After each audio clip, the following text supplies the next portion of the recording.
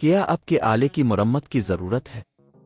ہم مفت تشخیص پیش کرتے ہیں بغیر کسی فون سفر کے آپ کے دروازے سے لے کر واپس کرتے ہیں۔ مرمت سے پہلے قیمت بھیجتے ہیں اور صرف آپ کی منظوری کے بعد آگے بڑھتے ہیں۔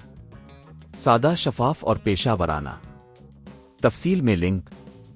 ننٹینڈو ایکسل اور کی مرمت کا یہ ٹیوٹوریل آپ کی مدد کرے گا کہ آپ ان آلات کی خرابیوں کی تشخیص اور مرمت کیسے کر سکتے ہیں۔ اس ویڈیو میں ہم چند اہم مراحل پر توجہ مرکوز کریں گے۔ ایک، آلات کی جانچ۔ سب سے پہلے دونوں آلات کی مکمل جانچ کریں۔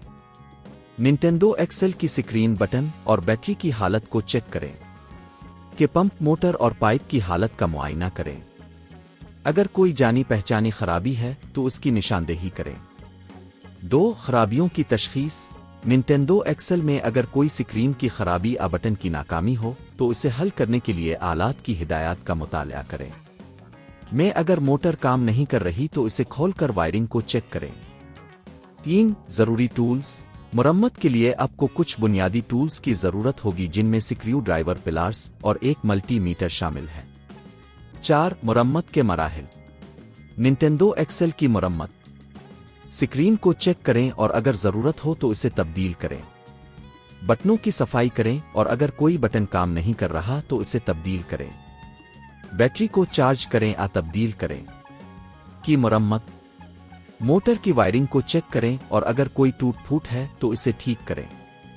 پمپ کو کھول کر اندرونی حصے کی صفائی کریں۔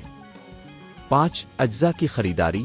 اگر آپ کو کوئی بھی جزو تبدیل کرنے کی ضرورت ہو تو آپ انہیں مقامی الیکٹرانکس کی دکان سے خرید سکتے ہیں یا آن لائن آرڈر کر سکتے ہیں۔ قیمتیں عام طور پر 500 سے 1500 روپے تک ہو سکتی ہیں، جو جزو کی نوعیت پر منحصر ہے۔ 6، اختتامی جانچ۔ مرمت کے بعد دونوں آلات کی جانچ کریں۔